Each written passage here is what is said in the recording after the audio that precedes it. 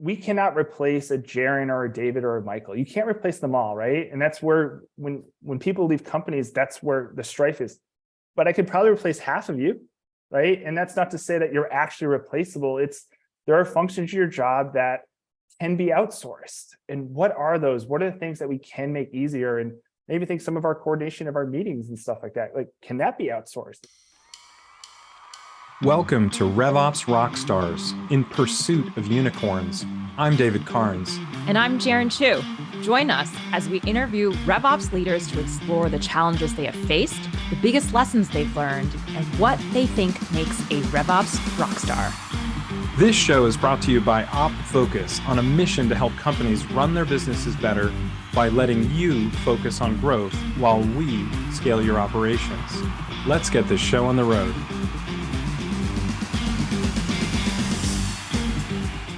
Today's guest on the podcast is someone we are thrilled to be discussing RevOps with.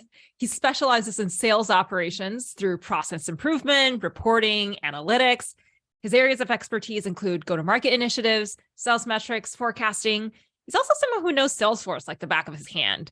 We've got the Director of Revenue Operations at Riskonnect, Michael Boardman. Welcome to the show, Michael. Thank you so much. Happy to be here.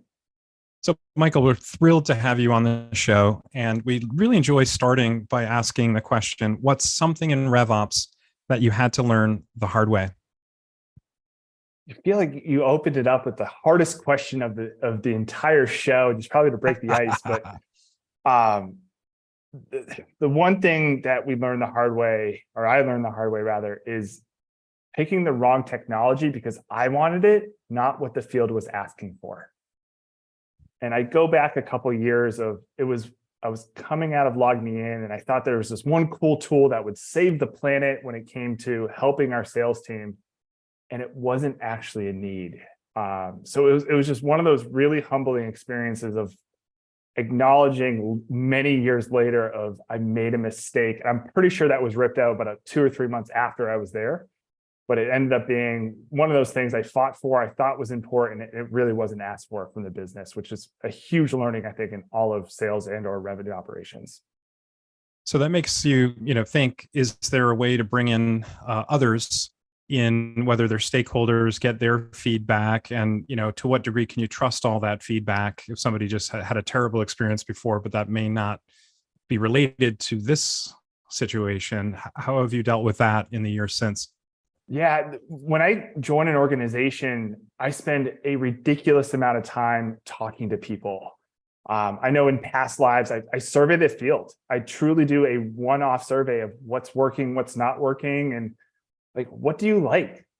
What would, if we were to save the world by doing one thing, what would it be? So it's going through that exercise of truly asking the questions and slowing down a little bit. I know when everyone gets to their new job, they want to make their impact as quick as possible. Like, if there's one thing you usually have is a little bit of runway. So make sure you don't make that first mistake. And if you are going to recommend a technology, make sure there's a partner on the other side or the field-facing side that's also driving it with you. Because if you start pushing technology, it's almost never going to get adopted unless it's very specific. And I think of some of those back-end office processes, like lead routing, for example, of like, this is really going to save time. Whereas, hey, this is something that's going to truly, in fact, impact the field day in and day out. If they're not bought in, it's not going to work.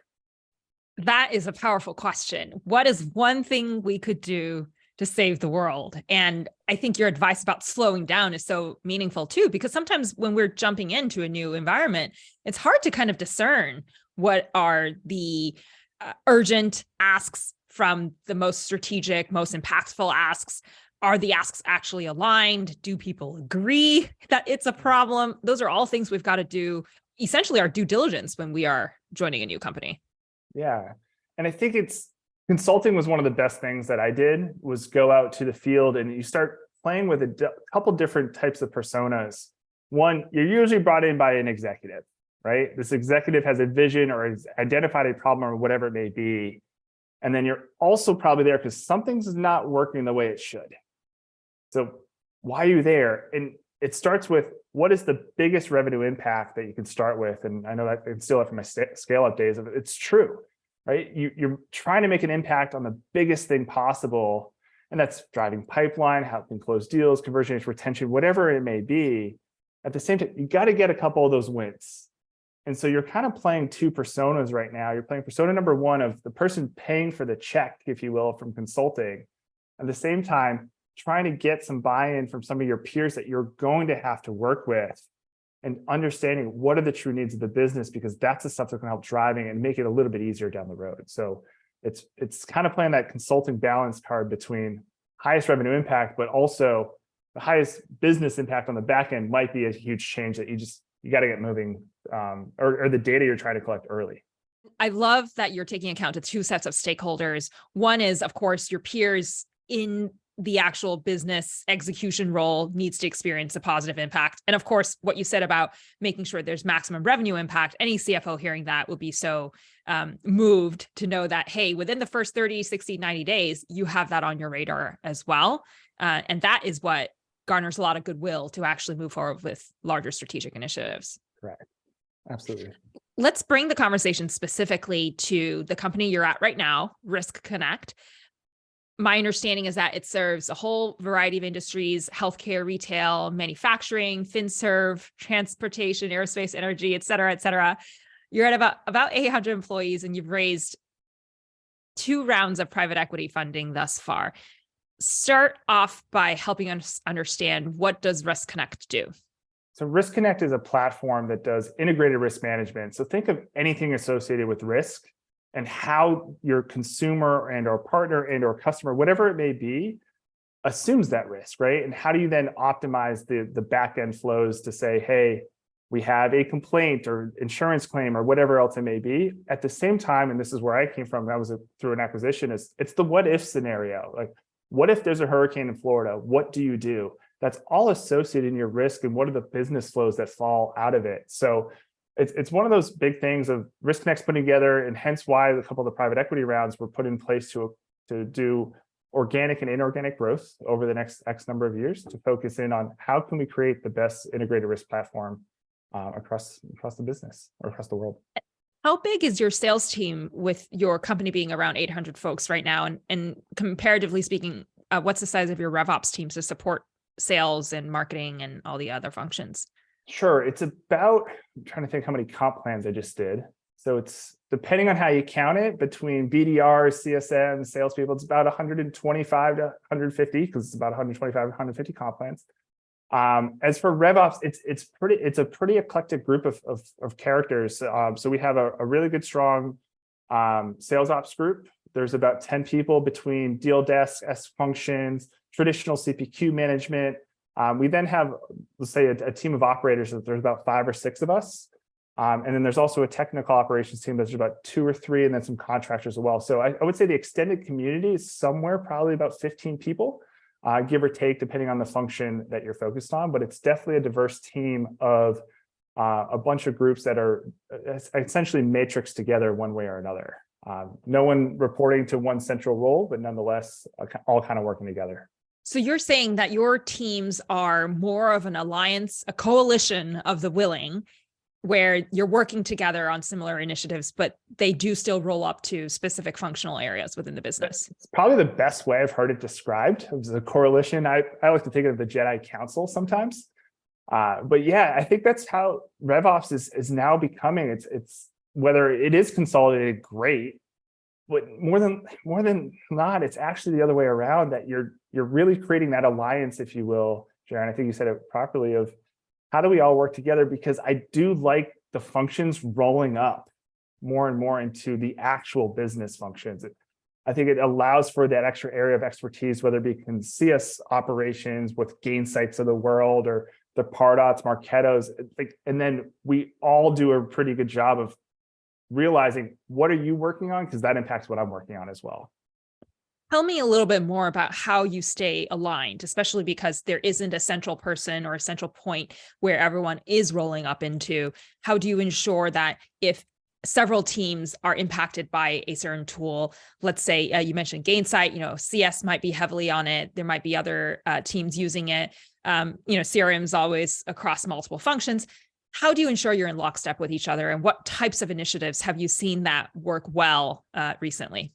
So the biggest one recently was definitely our integration. So we Castellan we're about 100 and 125 people getting integrated into about at that point, a 650 or 700 person company. So a total of 800 people when we kind of flush it out. So one is weekly. You got to start talking weekly of what are you working on? And no detail is too small. So we've continued that through our integration and now into our day-to-day practice.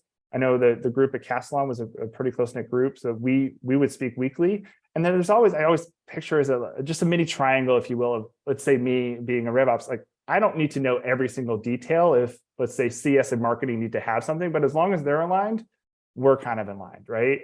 And so we all have that same vision of we're truly trying to work in how do we overly simplify our marketing, our BDR, our sales, or CS, or retention practices, if you will, with the same mindset of we all know what we're trying to do, but me moving forward in someone in a different direction, that's okay. How do we actually combine into one solution? And hence the meeting each week to say, hey, I'm actually working that. Can we just tie off?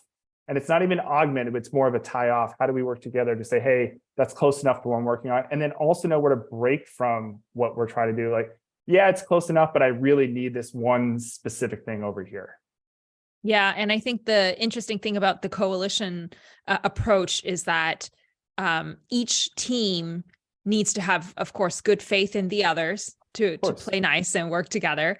But also when it comes to prioritization, there still needs to be some kind of coordination at the start of a quarter, at the start of a year to ensure that you're approaching it in the same direction so that you're not at least rowing in opposite directions.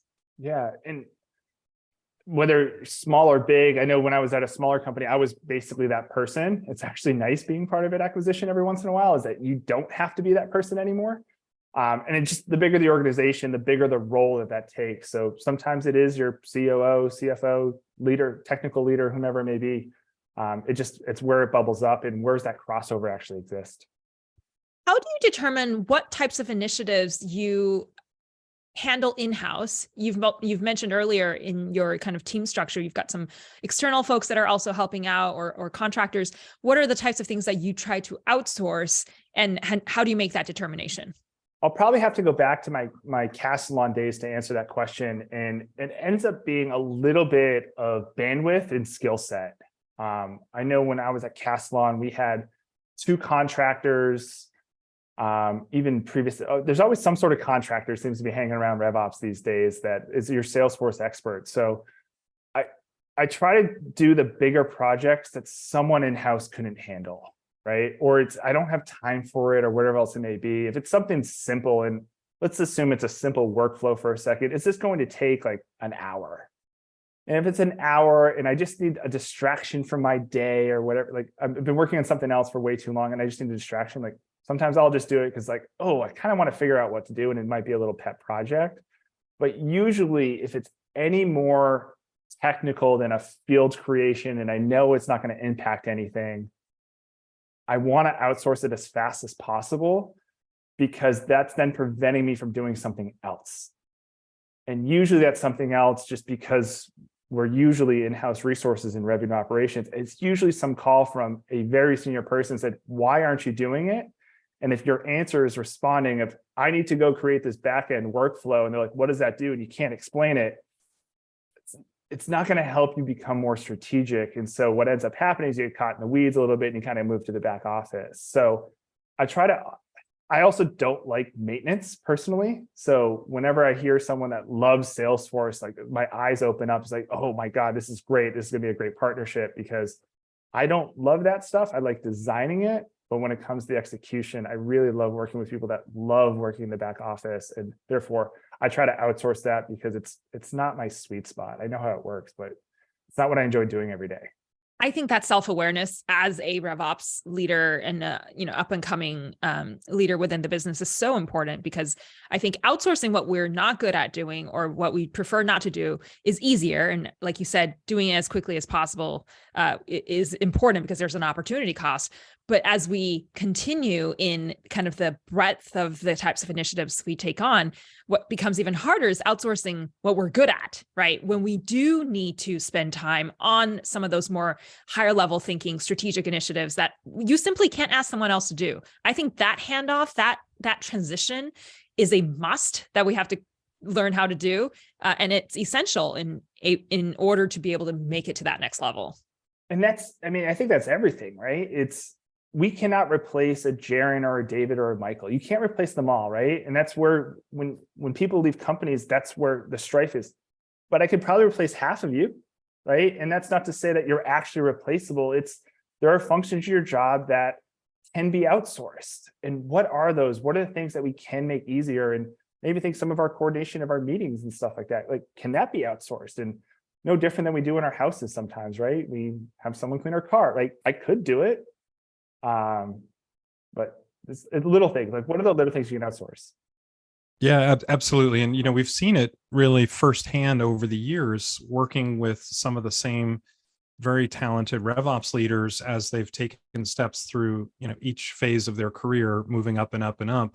And every now and then we actually have to pull someone aside and say, it's time to stop doing that. Whether it's troubleshooting formulas or trying to figure out some sort of automation or dealing with something very much on the back end. But then, as Jarin has said, actually letting go of the things that you like is another one of those phases. So yeah, very interesting. I'm glad to hear how much you've thought about that and you've incorporated that into, how you run your team. Yeah. Let's talk specifically about your role a bit, Michael. Your title is Director of Revenue Operations. And you mentioned again that, each of the functional areas might still have their own task force, their operating team, their execution team. So what does your day-to-day entail? So right now, it's kicking off the new year. So I'm a little bit more project-based right now. So as we went into the end of the year, focus around planning, and I usually focus on bookings planning, because as soon as we get to revenue and ARR, I'd like to pass that to someone off, because I'm not that particular. I'm a 95% accuracy person, and that's good in the bookings world, not so good on the financial accounting world. So that's usually where I start towards the end of the year. I then sort of flip into just the nature of it. Planning moves into compensation. So therefore, a lot of my day has been focused on comp plans. What do we need to do to set targets for the year? And then that usually trickles into some sort of go-to-market shift. So right now, and part of that is the nature of getting acquired, of my day-to-day has gone away, right? I used to be responsible for the day-to-day maintenance of Salesforce, some of those other initiatives that happens just in a small company. When you get to a bigger company, the benefit is there's someone else to do that job, right? And that's their sweet spot, that's their go-to. I don't need to focus on that. That enables me to focus on some other things that are usually cross-functional or just bandwidth, right? I got freed up essentially to do these types of things. So therefore, right now it's a little bit of a hodgepodge, just as we kind of kick off the new year and get into some of the projects that were put on the back burner towards the end of the last year through the integration. So let me ask you this. What keeps you up at night? Be that now in the middle of an integration, or when you are running the maintenance of and the day-to-day regular operations in the RevOps function? There's a couple things. I think we'd all be blind to say, hey, with all the macroeconomic conditions, that keeps me up at night. So how do we prevent those is one of those things that I think we can impact revenue operations. Of how can we better forecast to know if there is a downturn, even within our own market, we can recognize it. I think it's a twitch, right? And I'm literally holding a pen, and it's nothing more than it's a fidget more than anything. That how can we make it better when you start seeing things like a ChatGPT start flying? Like, how do we get over our initial hurdles of operationalizing the business or going through change or whatever it is, knowing there are companies already adapting these new AI initiatives, these new AI features, better analytics or whatever it may be, of how can we get over these operational challenges to get to that new world, to try to get an edge. So those are the things that keep me up at night.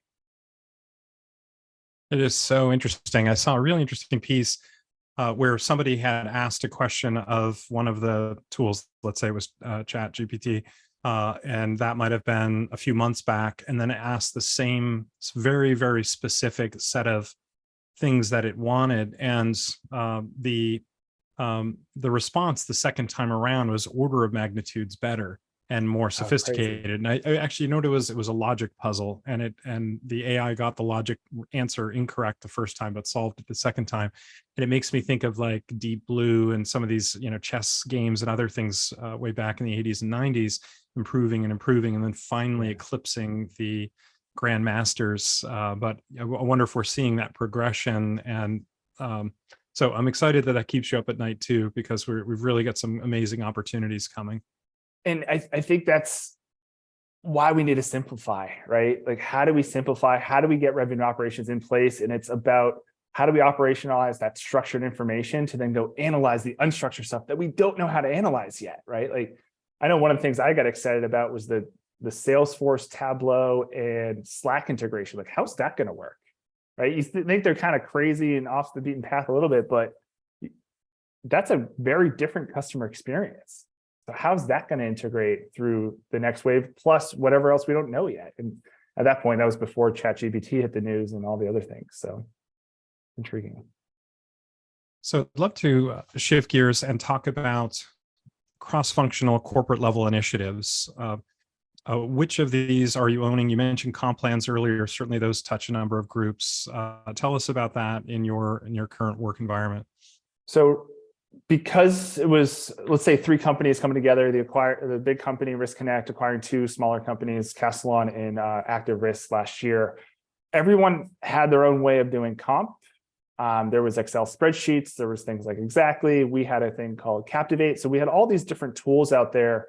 So one of the benefits of getting acquired is that, right? We need to consolidate into one platform, one method of thinking, and then also bringing additional teams on. So we're bringing the BDRs on to Exactly this year, and bringing our CS teams on as well. So it's now expanded, I think, from about 40 or 50 people, I think was the count before.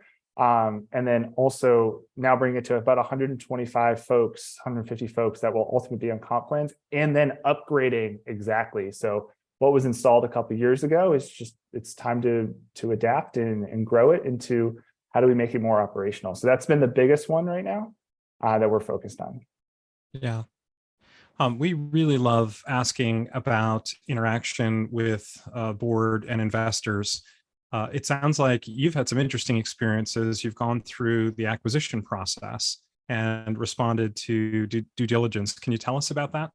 Yeah, so my board experience was mostly through the Castellon to Riskonnect acquisition. So I was brought into Castellon many years ago by the CEO at the time, John Ezrine, and one of the things that he pushed for years was analytics.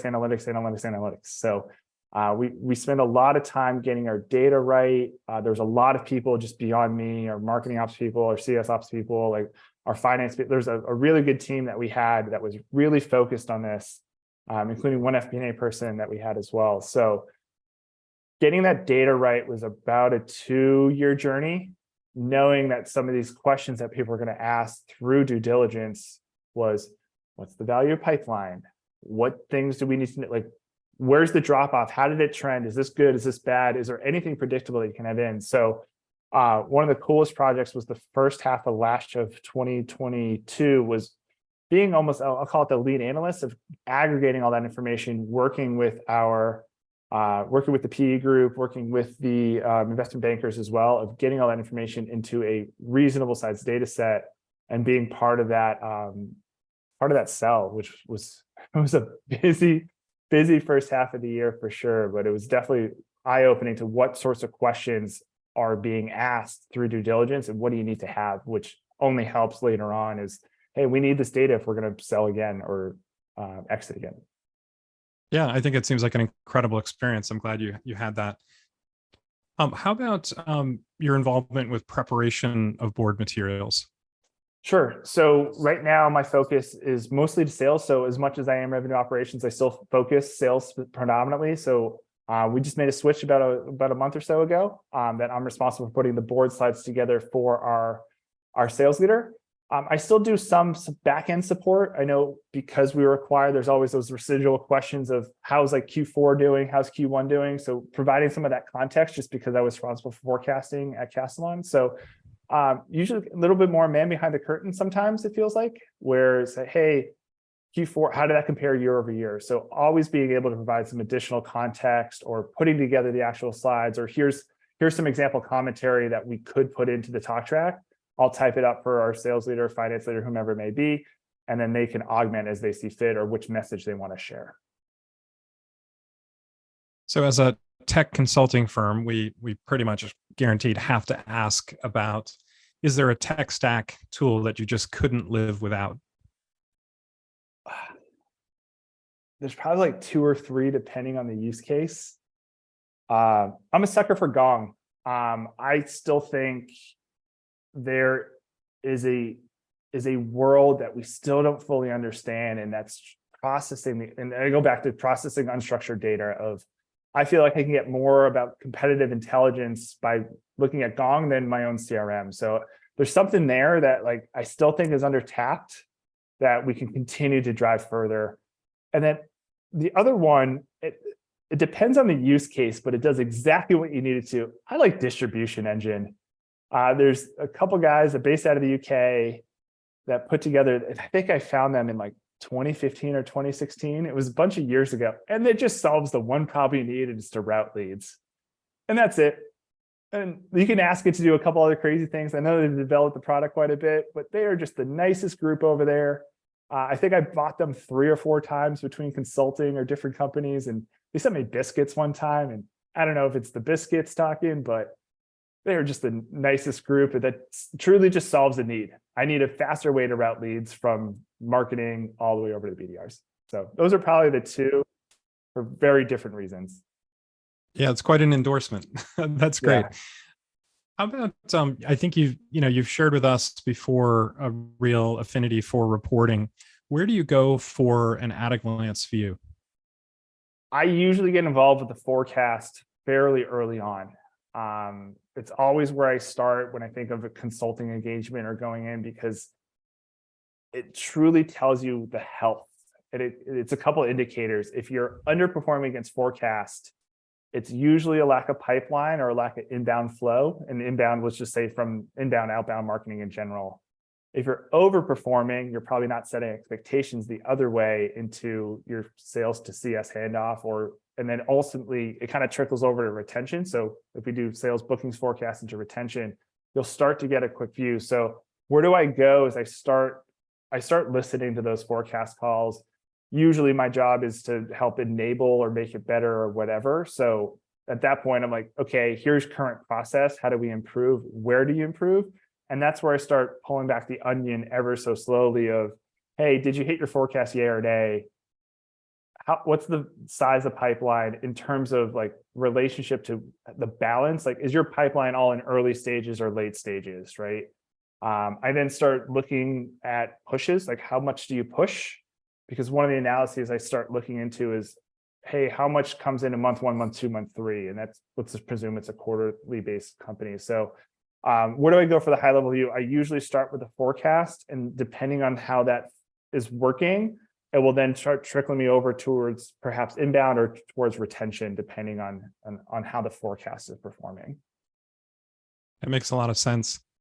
So Michael, I have to ask you, what do you think will be the next big disruption in RevOps?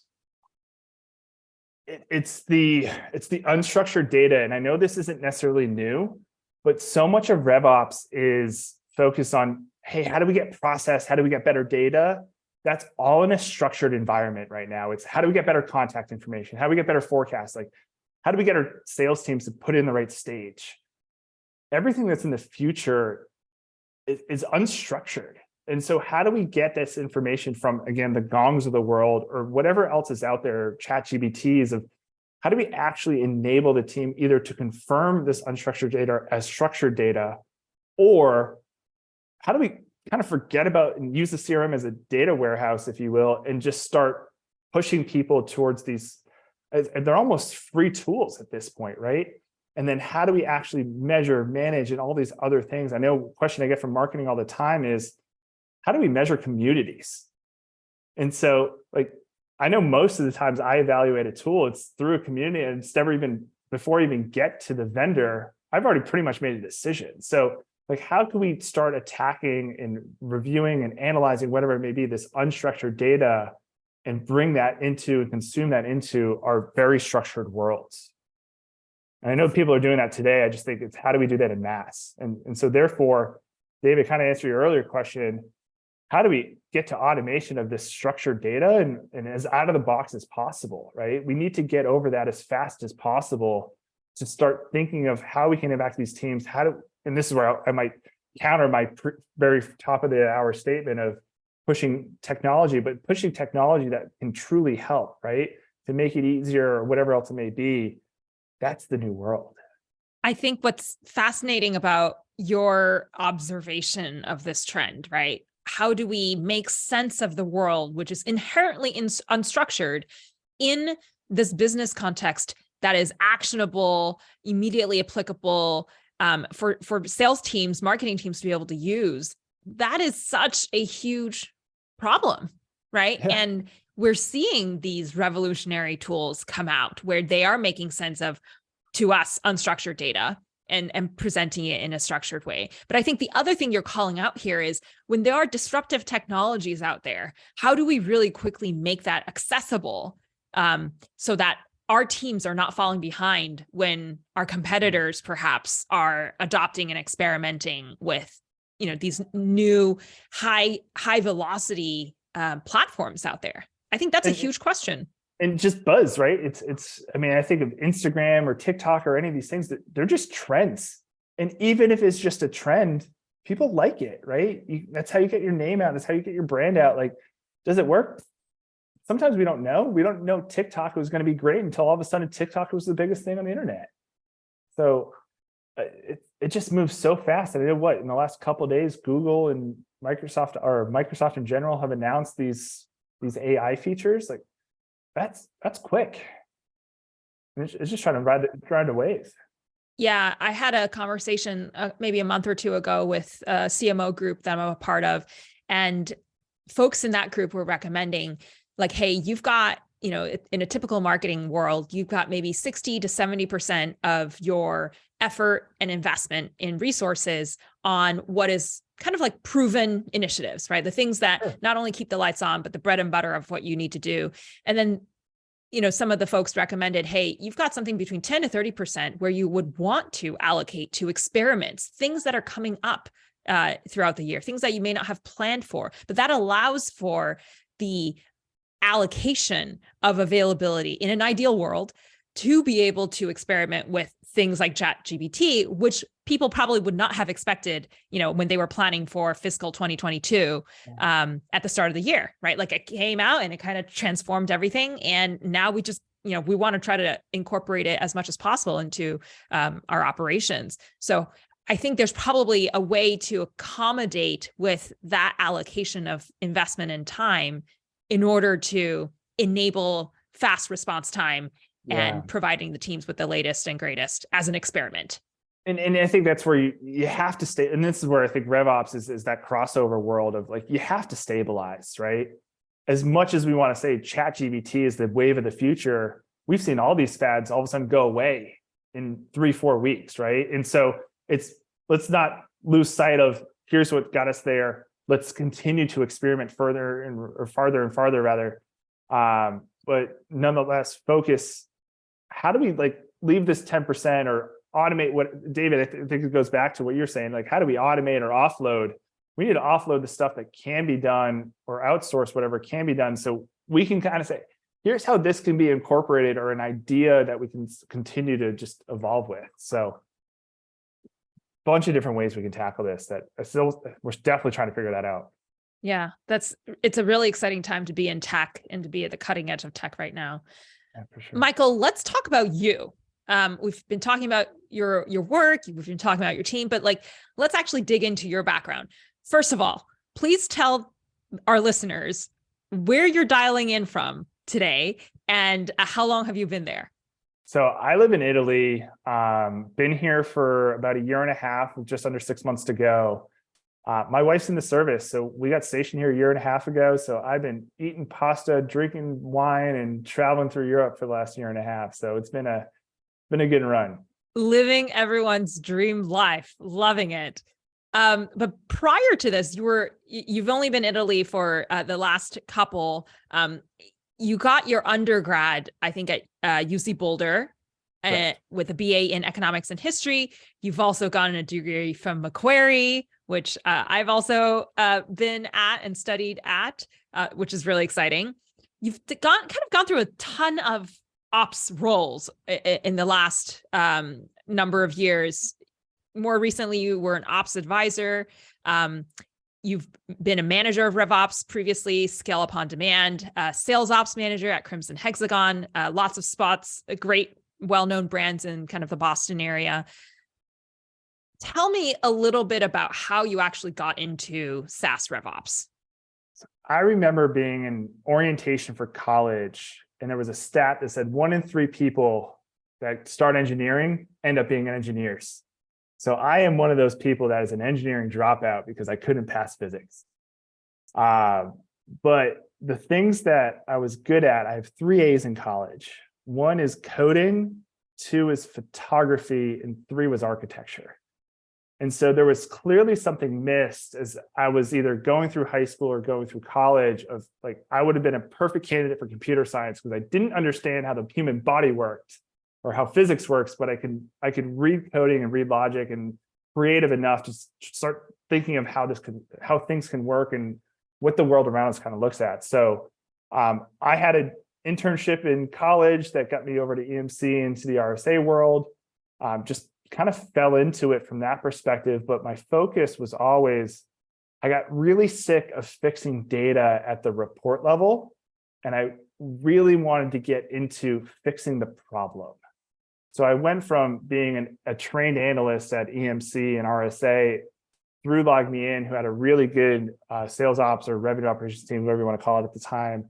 And then I wanted to go fix some of these challenges. So I started making my way to smaller and smaller companies of actually getting into Salesforce, understanding why things work that way. Why is it hard for a BDR to pass off to an AE, to an AE over to a CS person, and start unwinding, like, where can we either cut process that's just old because through that growth period it made sense, but no longer makes sense anymore, and then start building back up, and then trickled over to consulting. And then where I got into Castellan, was a former client was the CEO, so brought us in and kind of rebuilt up. So it's been this kind of journey of going from analytics, which is a passion, to go fix the problem, and now building back up the right processes, systems to get analytics back out the other way at scale.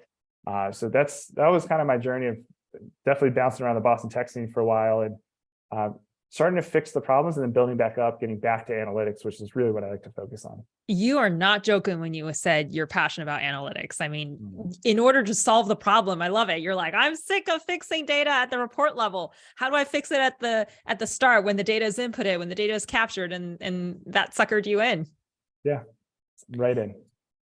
If you could give advice to yourself on day one of your current role, what might you say to yourself? I would have been a little bit more patient. I think there was a lot of energy we were coming out of a really hardworking period in the first half of the year as it related to the acquisition. I think we were all excited to help. There's a lot of us that came over that helped build Castellan. We had a lot of good processes, and we really wanted to focus on how can we bring that to scale. And I think we did the first mistake is we didn't ask, is this feel to be a problem, right? And so I think we got caught up a little bit in the hype of we were acquired, we're the best. And at the same time, we could have waited a little bit longer, been a little bit more patient, understood other processes, right? Like, why are things still set up this way at a bigger company? And I think that's one of those pieces of advice I would give myself is be a little bit more patient. Understand, again, you are acquired for a reason.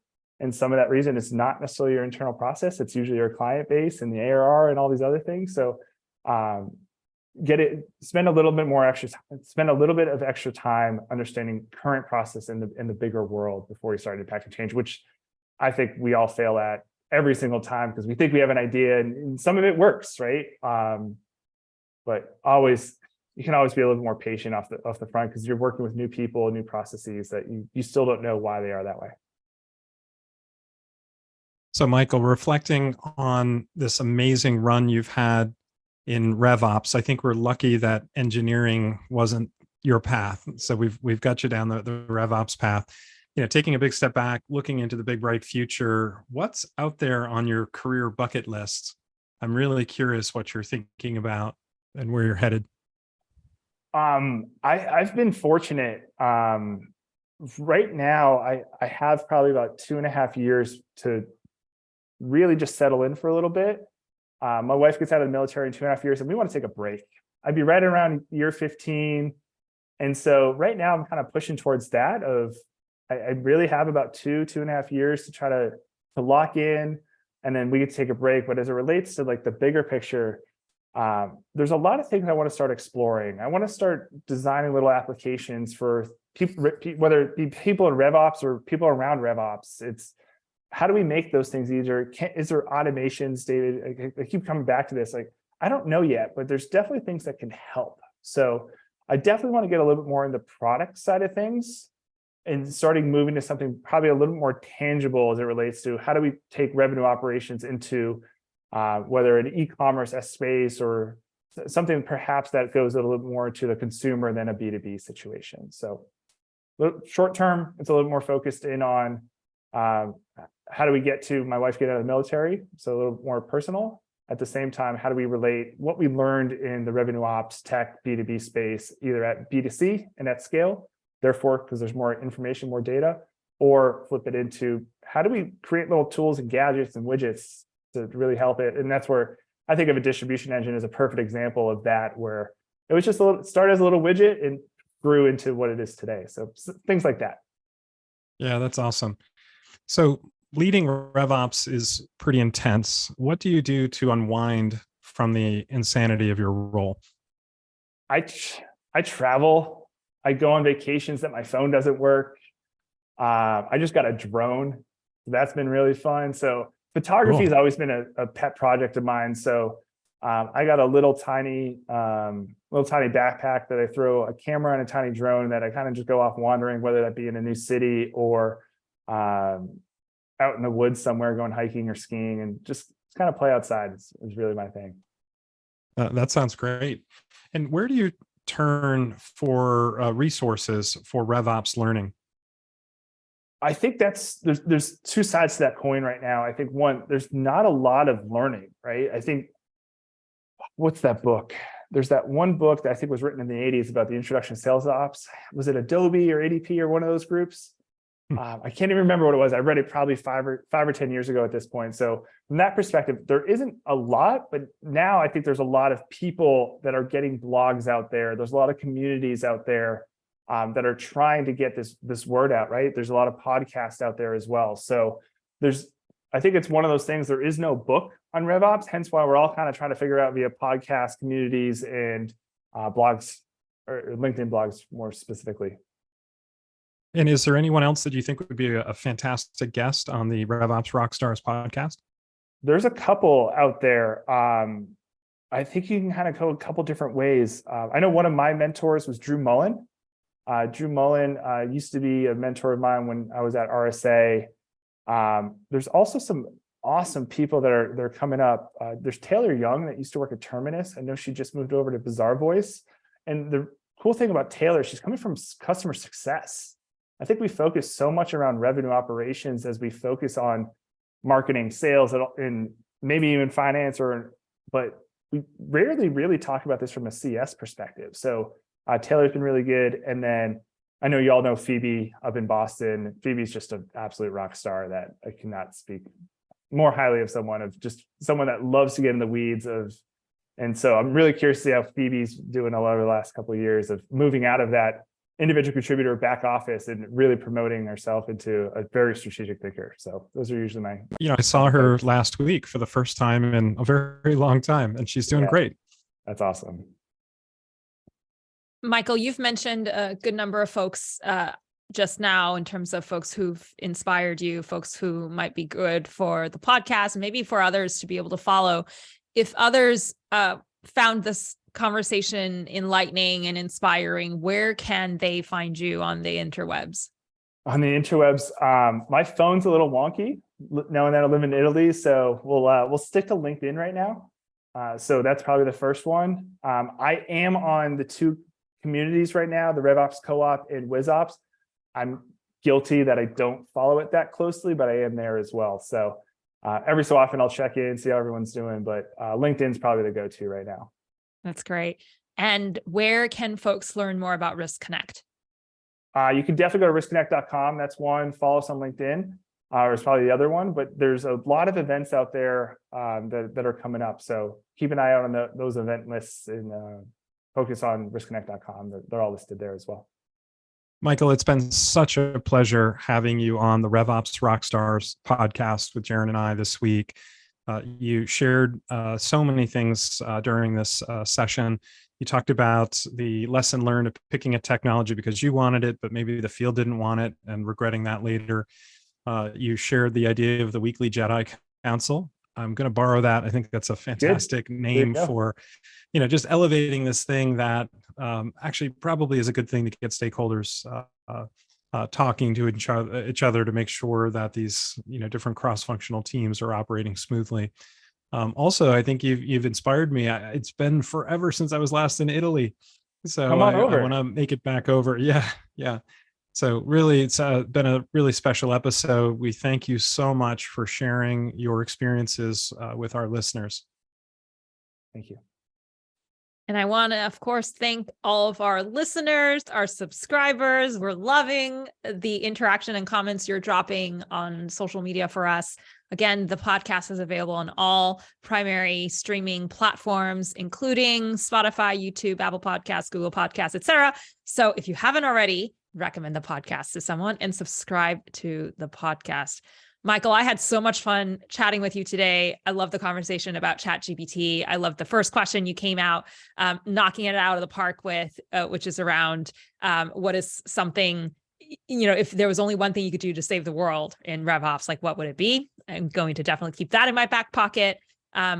Very much looking forward to hearing more about your travels, and hopefully we'll see you back stateside soon. Thank you again for being on a podcast, Michael. Thanks, Jarin. And this has been another exciting episode of RevOps Rockstars. See everyone next time. Stay classy, Rockstars. And that wraps up another episode. Thank you so much for joining us. For show notes and other episodes, visit RevOpsRockstars.com. RevOps Rockstars is sponsored by OpFocus. Visit OpFocus.com to learn more about how OpFocus helps SaaS companies scale their revenue operations.